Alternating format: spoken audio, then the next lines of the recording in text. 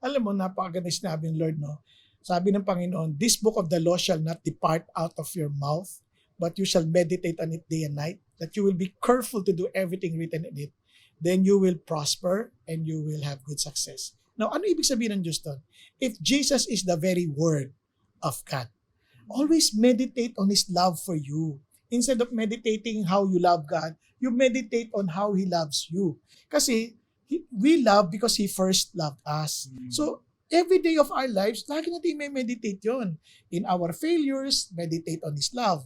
Now, ang susunod, sabi ng Panginoon, if you love me, you will keep my commandments. Diba? He who keeps my commandments, he it is who loves me, sabi ni Jesus. So, understand what He wants you to do and obey Him. And by His grace, gawin mo, by the power of the Holy Spirit, magagawa mo yon. Kaya, depend on Him totally.